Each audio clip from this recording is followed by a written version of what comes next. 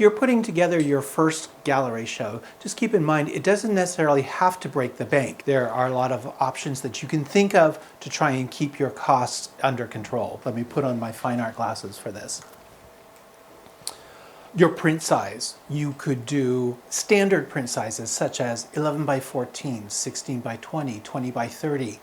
If you stick to those standard sizes, you're more likely to be able to find ready-made frames that you'll like and that will look good, rather than having to have something custom made, which is going to increase the price. These still look substantial on the wall and can give a great impact to your print. The size and how big you go, it really depends also on how you envision your show going. Do you have a lot of images that you want to do, or do you have just a few that you want to do really big? Or maybe choose like your super pow and wow images to go bigger, and then fill in the rest of the space with perhaps some smaller 11 by 14s or 16 by 20s.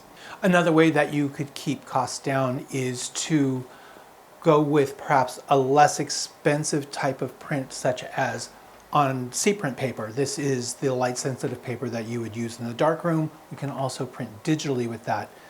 It is, since it's an established technology, it often can cost less and is perfectly acceptable for gallery shows. If you do want to go into an inkjet type of situation, because say you're printing black and white, things look better on inkjet than perhaps they might on C-prints sometimes. We have several papers that we call standard papers that are cost effective, such as Epson products, Epson Matte, which is a flat paper, Epson Luster, which has some shine and some texture. These are papers that will give you the same effect, but perhaps maybe give you some more color control, or as I said, they look great on black and white.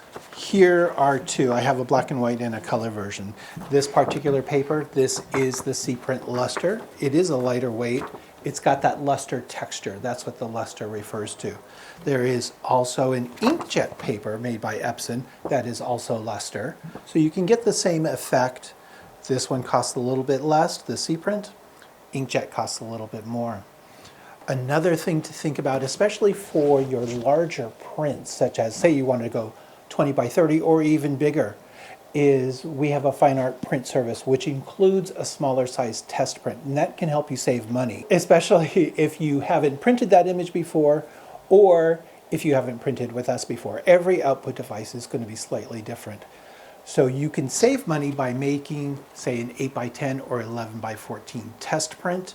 See how it's going to look on the paper that you've chosen and the printer you've chosen. Make sure your colors and your densities are correct before you spend the money to make your larger print.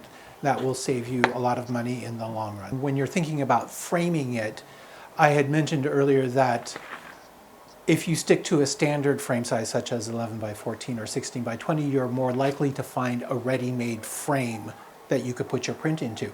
But do you even really need a frame? There are lots of shows that I've printed for where the client is just tacking them into the wall, or they're hanging them with banker's clips and they maybe have a weight on the bottom. That just cuts out the framing costs entirely.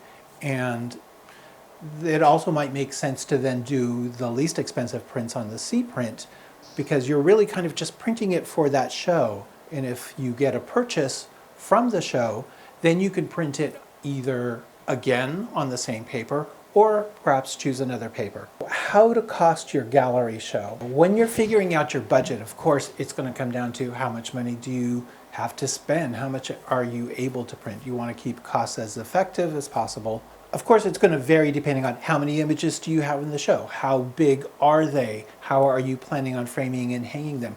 Do you need to think about the cost of the space? A lot of people maybe will rent a space and do a pop-up gallery. Or if a gallery has space, or it's in a restaurant or something like that, then your cost is probably going to be zero for the venue. It could be you could spend, depending on how many pieces you have, say like you only have 4 pieces, it's a fairly small space, you could get away with easily like $100 to $200. We've done shows here where the client spent $2,500 just on the prints, and then the cost of the framing was that same amount.